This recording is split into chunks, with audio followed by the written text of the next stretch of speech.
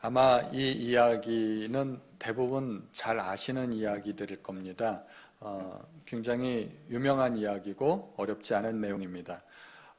유대 지방에 와서 다스리던 군인들 중에 한 백부장에 관한 이야기입니다. 백부장이라 하면은 100명의 부하를 거느린 장수를 이야기하는 겁니다. 천부장은 1000명이죠.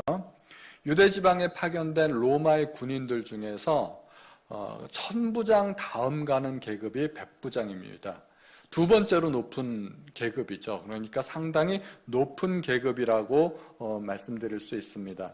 이 백부장의 종이 어느 날 병들었습니다. 죽을 병이 들었는데 이 백부장이 유대인의 장로들을 예수님께 보내어서 내 종을 고쳐주십시오 하고 요청하는 겁니다.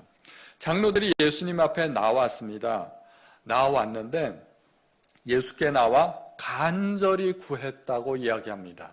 장로들이 이 이방인 백부장을 위해서 간절히 구하는데 이 사람에게는 이렇게 하는 것이 합당합니다. 그러면서 백부장을 칭찬해요.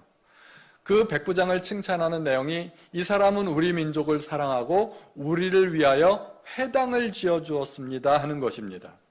이방인 백부장이 그런 일을 했다는 것은 상당히 대단한 일입니다. 백부장은 군인이기 때문에 그런 일을 해야 될 전혀 아무런 이유가 없기 때문입니다. 만약에 총독이 그런 일을 했다면 그런 일은 있을 수도 있습니다. 왜냐하면 총독은 정치인이기 때문에 유대인들의 환심을 사야 됩니다. 만약에 유대인들이 반란을 일으키거나 그러면 자기 지위가 위태해지는 거거든요. 총독이 위태롭습니다. 그래서 총독이라면 유대인들의 환심을 사기 위해서 회당도 지어주고 그들에게 좋은 일도 해주고 그럴 수 있습니다. 그런데 군인인 백부장이 유대인들에게 그렇게 호의적이고 또 자기 종을 고쳐줄 정도로 종을 사랑하는 사람이라면 이 백부장은 상당히 괜찮은 사람입니다. 그래서 유대인의 장로들이 예수님께 나아가서 이 사람의 종을 구해주시는 것이 이 사람에게는 합당합니다라고 말을 합니다. 이 사람도 우리를 위해서 좋은 일을 했으니까 우리도 이 사람을 위해서 좋은 일을 해주는 것이 마땅합니다. 말하는 것입니다. 이 백부장은 좋은 사람이라는 것입니다. 그래서 주님도 이 백부장을 칭찬하셨습니다. 이스라엘 중에서도 이렇게 착한 사람을 만나본 적이 없느니라. 그렇게 말씀하셨나요? 백부장을 칭찬하시긴 하셨는데 그렇게 칭찬하시지 않으셨습니다. 백부장이 착하고 좋은 사람인 것은 분명히 맞지만 주님은 그것 때문에 백부장을 칭찬하지 않았다는 겁니다. 주님은 백부장의 믿음을 칭찬하셨습니다. 그리고 결국 그 믿음 때문에 백부장의 종도 고침을 받게 됩니다. 주님 보시기에는 착한 것보다 회당 지어준 것보다 이 백부장의 믿음이 훨씬 더 크고 중요하다는 것입니다. 장로들은 백부장이 착한 것을 봤어요. 그런데 주님은 백부장의 믿음을 봤다는 겁니다. 보는 것이 서로 다르죠. 주님은 믿음이 더 중요하다고 평가하신 겁니다. 우리는 착한 게 굉장히 중요해요. 사실 착한 게 중요하긴 합니다. 그러나 사람이 아무리 착해도 그것 가지고 구원받을 수 없습니다. 그러나 우리에게 겨자씨만한 믿음만 있어도 그 믿음 가지고 우리는 구원받을 수 있습니다. 우리는 이 백부장의 믿음을 공부해야 됩니다. 도대체 믿음은 무엇인가? 이 백부장은 어떤 면에서 믿음이 뛰어났고 도대체 왜 그렇게 많은 이스라엘 사람들보다 더 뛰어나다고 말할 수 있는가? 이 백부장은 3가지 정도의 믿음을 가진 것으로 보입니다. 이 백부장은 예수님을 만난 적도 없고 본 적도 없고 그 설교를 들은 적도 없습니다. 단지 소문으로만 예수님에 관해서 들었을 뿐입니다. 주님은 귀신을 쫓아내고 온갖 병든 자들을 다 고치시고 심지어 사람의 죄를 능히 용서하신다는 그러한 이야기를 들었습니다. 예수님에 관해서 무슨 생각이 들게 되었습니다. 아, 그분이시라면 내 하인을 고칠 수 있겠구나. 그래서 예수님을 초청했습니다. 그 믿음은 예수님의 능력에 관한 믿음입니다. 예수님이 능히 고치실 수 있을 거라 믿지 않았으면 초청을 안 했겠죠. 그런데 그는 2번째로 사람을 보냅니다. 예수님께서 한참 오실 것이라고 예상되는 그 시간에 다시 한번 사람을 보내서 내 집에 안 오셔도 되겠습니다 하고 이번에는 거부합니다. 그것은 왜 그러냐 하면 말씀만으로도 고치실 수 있는 분이라고 믿었기 때문인데, 그 전에 주님께서는 틀림없이 내가 요청하면 오실 것이라고 믿었습니다. 그래서 오시는 도중에 사람을 보냈던 거죠. 주님께서는 내 요청을 절대로 거절하지 않으시는 분, 아무리 멀어도 내가 요청하면 반드시 와서 고쳐주실 분으로 믿었다는 것입니다. 그것은 주님의 성품에 관한 믿음입니다.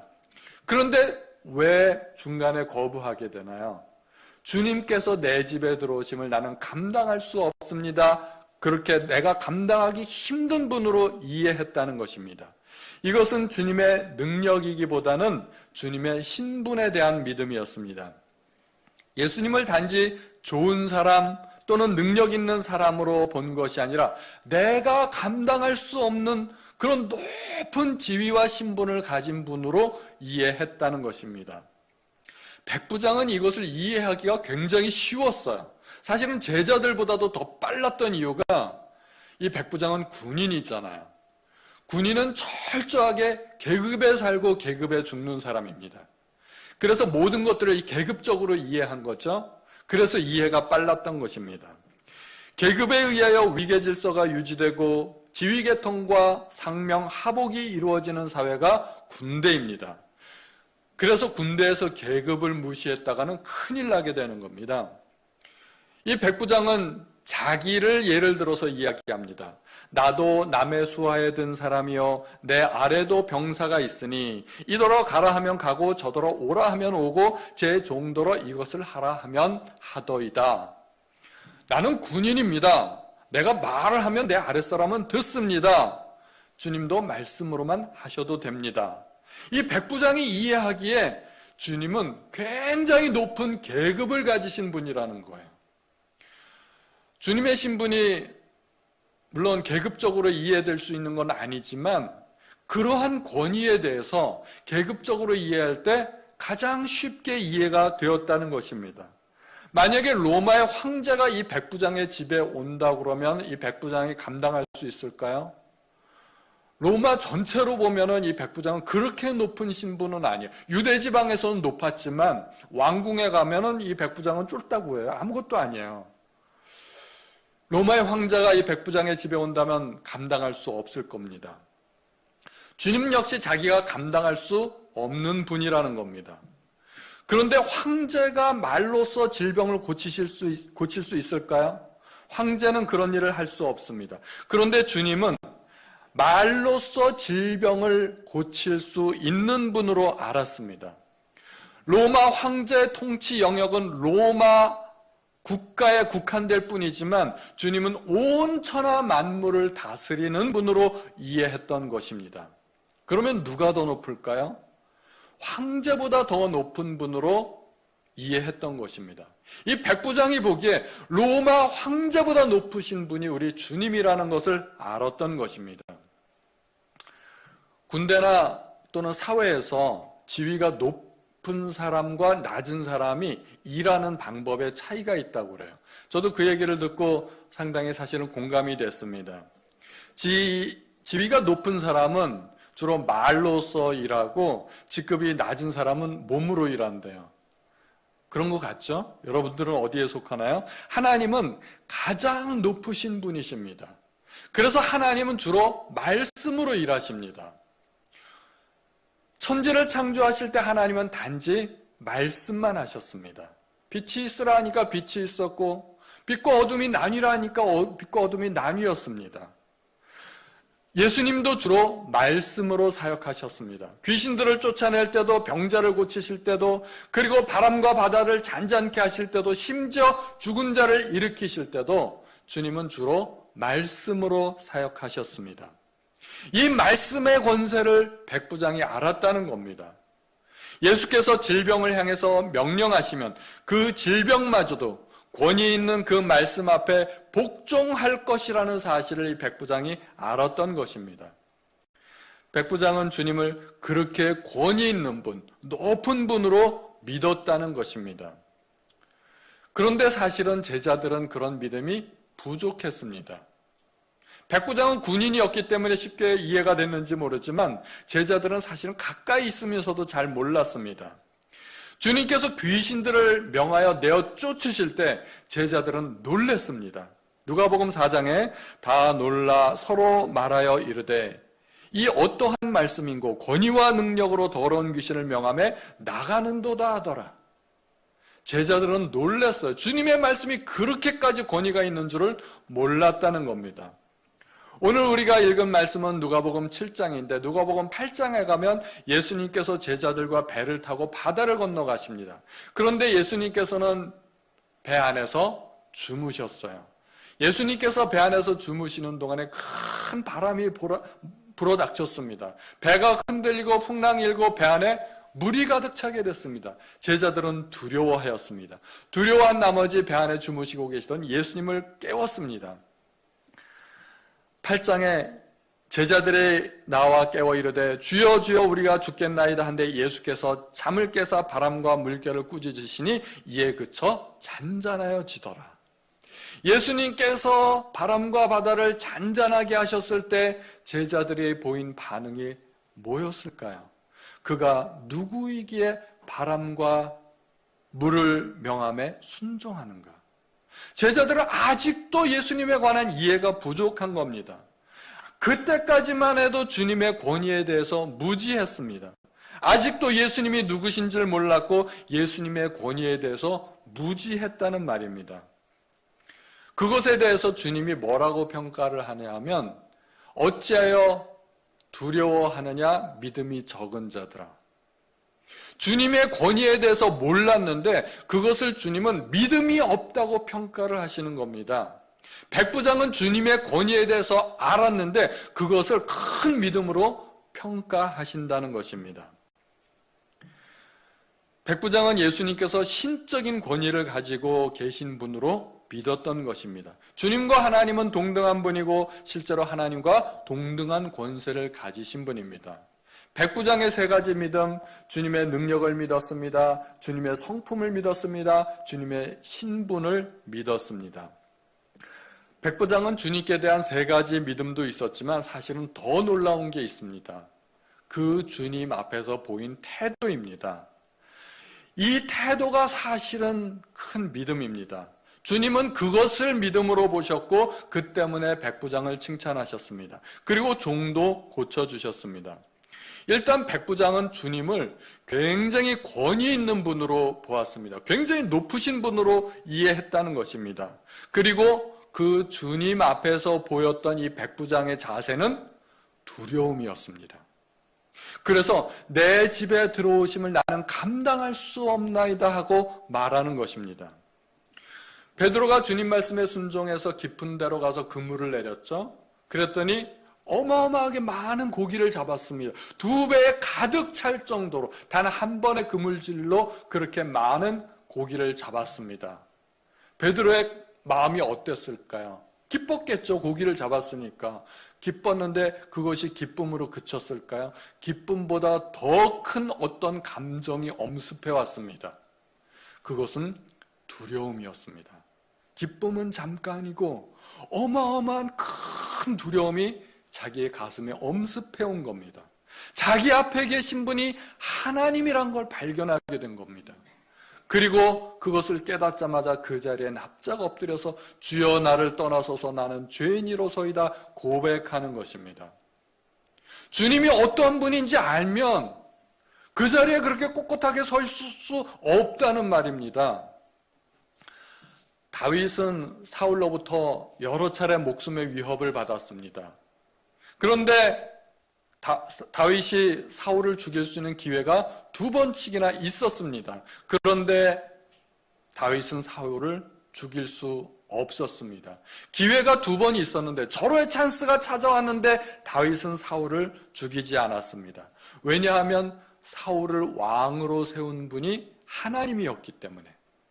내가 만약에 하나님의 기름 부으신 그 사람을 치면 그것은 하나님의 권위를 거역하는 것이고 그것은 두려운 일이라고 다윗이 생각했던 것입니다.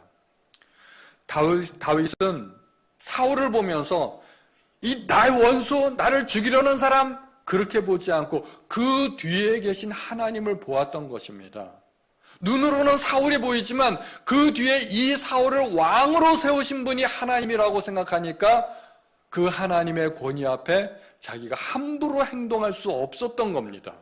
그래서 사울을 죽이지 못하고 놓아주게 되는 겁니다.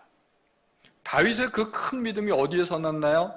하나님의 권위에 대한 인식이었습니다.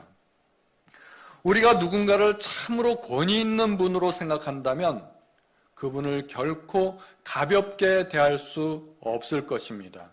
그 앞에서 함부로 행동할 수 없습니다. 옛말에 스승의 그림자도 밟지 않는다는 말이 있습니다. 군사부 일체라고 하죠. 스승과 아버지와 임금은 하나라는 겁니다. 이 세 사람의 권위가 동등하다는 것입니다. 권위를 인정하는 것입니다. 그래서 스승을 굉장히 권위 있게 생각하고 존경했습니다. 만약에 백부장 앞에 로마의 황제가 서 있다고 하면 백부장은 어떤 자세를 보일까요? 백부장이 얼마나 긴장되고 경직되겠습니까? 말 한마디도 제대로 못할 것입니다. 그러니 천하 만물의 주권자가 자기 앞에 서 있다면, 자기 집에 들어온다면 감당할 수 있겠습니까? 도저히 감당 못할 겁니다. 이거 이론적인 얘기가 아니라 실제적인 이야기입니다. 실제적인 이야기입니다. 질병이 떠나가는 것은 당연하겠지만 그게 문제가 아니라 자기도 감당이 안 된다는 겁니다. 질병도 떠나가겠지만 자기도 감당이 안 되니 우리 집에 오지 마세요 하고 요청하는 겁니다. 또 이 백부장이 생각한 것은 모든 사람이 각자가 어떤 권위 밑에 있다고 생각한 것입니다. 그래서 이렇게 이야기하죠. 나도 남의 수하에 든 사람이요 내 아래도 병사가 있으니. 백부장은 자기를 예를 들어서 설명했습니다. 자기 위에도 사람이 있고 자기 아래도 사람이 있다는 것입니다. 그리고 자기뿐만 아니라 사실은 모든 사람이 어떤 권위 아래에 있다는 것입니다. 그리고 나도 똑같다는 것입니다. 그 말이 맞습니다. 모든 사람은 어떤 권위 아래 있기 마련입니다. 세상에 그 어떤 사람도 가장 높은 권위를 가질 수 없습니다. 예를 들어 왕이라 할지라도 그 왕을 왕으로 세우신 분이 존재한다는 것입니다. 그분이 바로 하나님이십니다. 하나님은 모든 권위의 근본이십니다. 하나님은 창조주이시기 때문에 피조 세계에 대한 모든 권한을 갖고 계십니다. 그것은 마치 토기장이가 임의로 그릇을 만들 수 있는 것과 같습니다. 로마서 9장에 토기장이가 지륵 한 덩어리로 하나는 귀 쓸 그릇을, 하나는 천이 쓸 그릇을 만들 권한이 없겠느냐. 제가 토기장이라면 저의 필요에 따라서 얼마든지 큰 그릇도 만들고 작은 그릇도 만들고 낮은 그릇도 만들고 깊은 그릇도 만들고 제 마음대로 만들지 않겠습니까? 하나님은 그러한 권리가 있다는 것입니다. 하나님의 주권입니다. 하나님은 이 피조 세계에 대해서 무한대의 권한을 갖고 계시고 누구도 이의를 제기할 수 없다는 것입니다. 그것이 하나님의 권한입니다.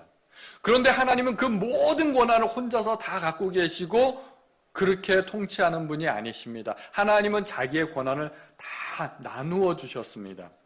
하나님은 아들이신 예수님께 그 모든 권한을 이양하셨습니다. 예수님께서 마태복음 28장에서 이렇게 말씀하셨습니다. 예수께서 나와 말씀하여 이르시되 하늘과 땅의 모든 권세를 내게 주셨으니. 그래서 너희는 모든 족속으로 가서 제자를 삼으라는 거 아니에요?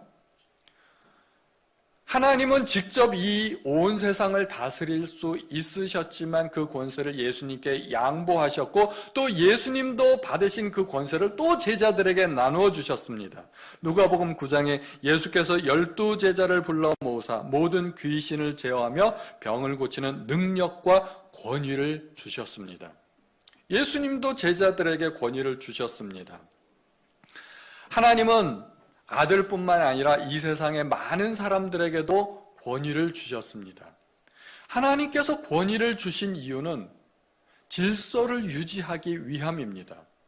군대에 계급이 있어야 군대가 유지되듯이 이 우리가 살아가는 세상도 권위에 의해서 질서가 유지될 수 있다는 것입니다. 각자 마음대로 살아가라고 하면 이 세상은 무법천지가 될 것입니다. 그래서 로마서 13장 1, 2절에 각 사람은 위에 있는 권세들에게 복종하라. 권세는 하나님으로부터 나지 않음이 없나니 모든 권세는 다 하나님께서 정하신 바라. 그러므로 권세를 거스리는 자는 하나님의 명을 거스림이니 거스리는 자들은 심판을 자취하리라. 하나님으로부터 나지 않은 권세가 없다는 겁니다. 이 세상의 모든 권세가 다 하나님으로부터 났다는 겁니다. 그리고 하나님은 교회에도 권위를 주셨습니다. 마태복음 18장 17절에 만일 그들의 말도 듣지 않거든 교회의 말하고 교회의 말도 듣지 않거든 이방인과 세리와 같이 여기라. 이게 무슨 말씀인가 하면 우리가 신앙생활을 하다 보면 실수하고 잘못하고 죄 지은 그런 사람들을 발견하게 됩니다. 성도들 중에 누가 잘못하게 되면 그 사람을 직접 찾아가서 권면하라는 얘기입니다. 그런데 그 말을 듣지 않거든 두세 사람 데리고 와서 함께 그 사람을 권면하라는 겁니다. 그런데 그들의 말도 듣지 않거든 마지막으로 교회 이야기하라는 것입니다. 그런데 교회 말도 듣지 않거든 이방인과 세리와 같이 여기라 포기하라는 얘기입니다. 교회가 포기하면 어떻게 될까요? 하나님도 포기하시겠다는 말입니다. 그러므로 하나님께서 교회에게 주신 이 권위가 결코 가벼운 것이 아닙니다. 교회가 포기하면 하나님도 포기하시겠다는 말입니다. 하나님의 권위를 하나님께서는 교회에 주신 것입니다. 만약에 우리가 누군가의 권위를 인정한다면 구체적으로 우리는 어떻게 달라질까요? 어떻게 행동해야 될까요? 그것은 순종과 복종입니다. 그래서 백부장도 이렇게 이야기합니다. 이더러 가라 하면 가고 저더러 오라 하면 오고 제 종더러 이것을 하라 하면 하더이다. 군대에서도 사람들이 말을 듣지 않습니까? 주님 말씀만 하십시오. 그 말입니다. 하나님은 국가와 사회의 질서를 유지하기 위해서 종들에게도 상전들에게 복종할 것을 명령하셨습니다. 그리고 각 가정에서도 질서를 위해서 아내는 남편에게 그리고 자녀는 부모에게 순종하라고 말씀하셨습니다. 또 교회도 마찬가지입니다. 히브리서 13장 17절에 너희를 인도하는 자들에게 순종하고 복종하라. 우리가 누군가의 권위를 인정하고 복종한다면 그것은 그 사람의 권위를 복종하는 것이 아닙니다. 그 사람에게 권위를 주신 하나님께 순종하는 것입니다. 그러므로 아내가 만약에 남편에게 순종한다면 그것은 눈에 보이는 남편에게 순종하는 것이 아니라 사실은 남편에게 순종하라고 말씀하신 하나님의 말씀에 순종하는 것입니다. 또한 자녀들도 마찬가지입니다. 자녀는 부모를 보면서 그 부모에게 순종하라고 말씀하신 하나님의 권위를 발견할 수 있어야 됩니다. 자녀는 부모를 보면서 그 뒤에 계신 하나님을 볼 수 있어야 그것이 믿음 있는 자녀의 자세입니다.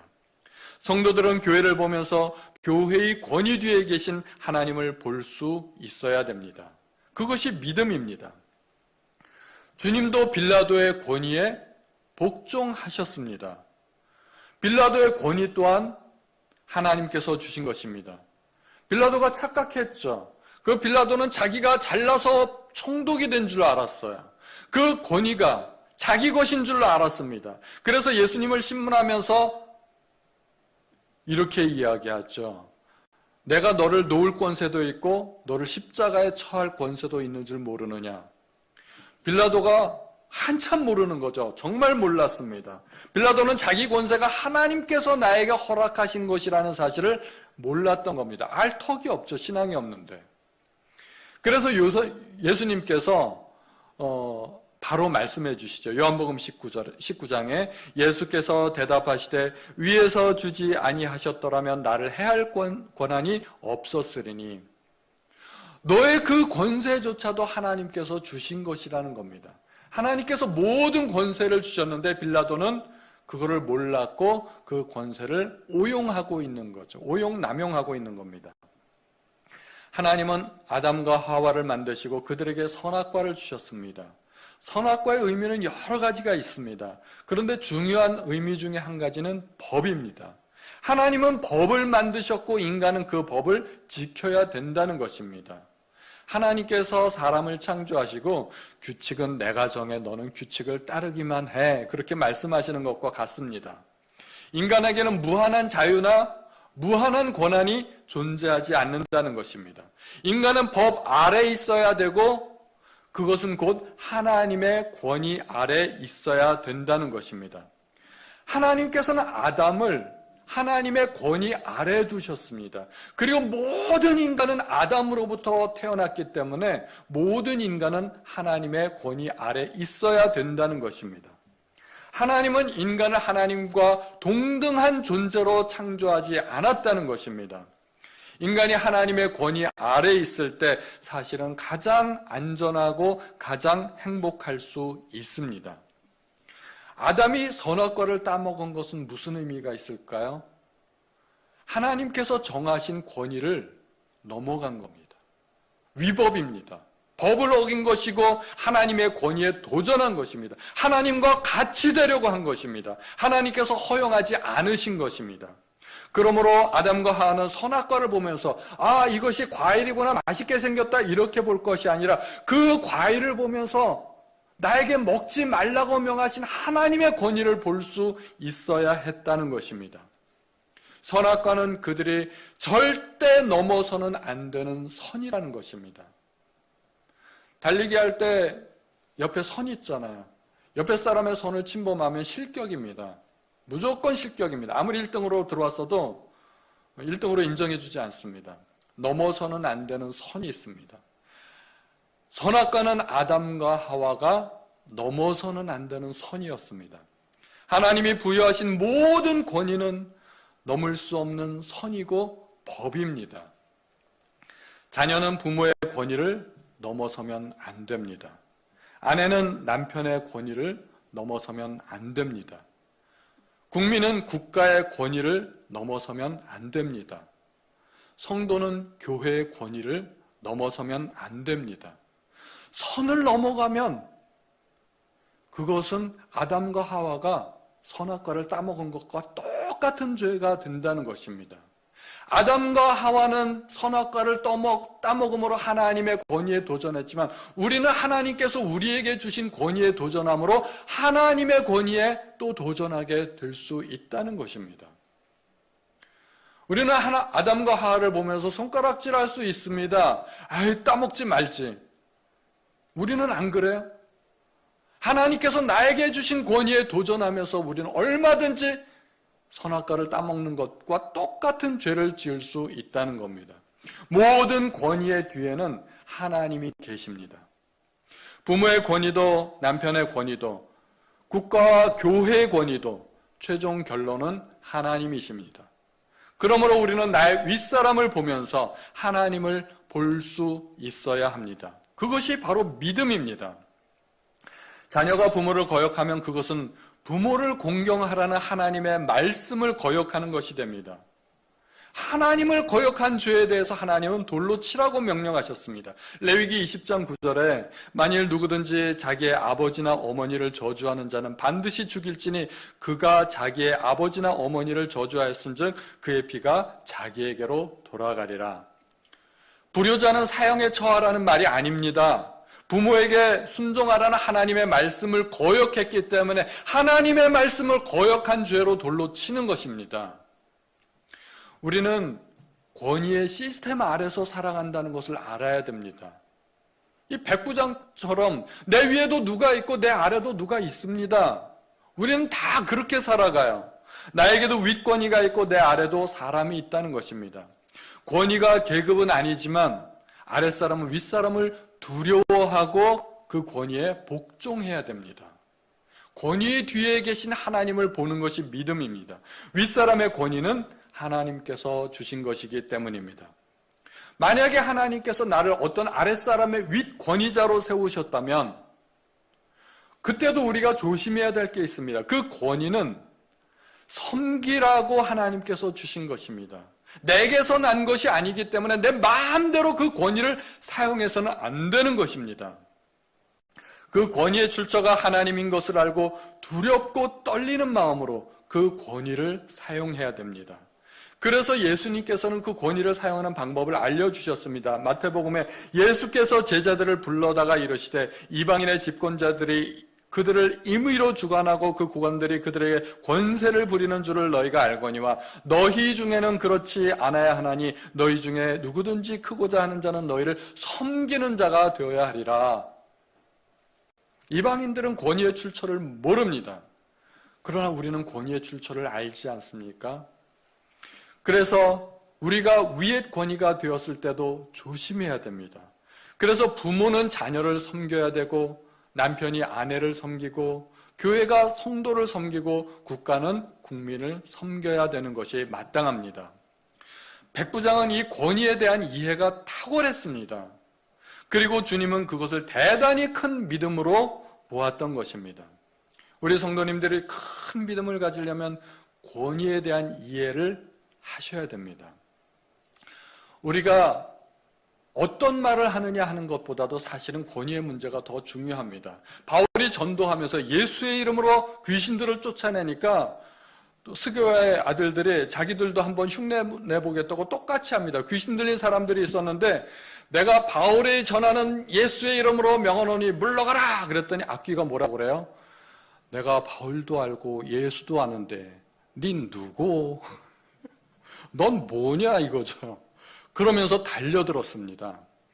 똑같은 말을 했습니다. 더러운 귀신아 물러가라 그랬는데 바울은 권위가 있었고 이 제사장의 아들들은 권위가 없었습니다. 그랬더니 대드는 거예요. 권위의 문제가 생각보다 만만한 게 아닙니다. 중요합니다. 그걸 이해하셔야 됩니다. 예수님께 많은 사람들이 몰려드니까 이 바리새인들이 화가 났어요. 그래서 예수님 찾아가서 따졌습니다. 너는 무슨 권위로 이런 일을 하느냐? 누가 너에게 이런 권위를 주었느냐? 따지려고 하는 거죠. 만약에 예수님의 권위가 하늘로부터다 그러면은 신성모독으로 걸고 넘어지려고 그러고 사람에게로부터다 그러면 그 사람이 누구냐? 따지려고 하는 거죠. 너는 권위가 없다. 우리 말을 들어라. 그렇게 말을 하려고 하는 거죠. 권위의 문제가 대단히 중요합니다.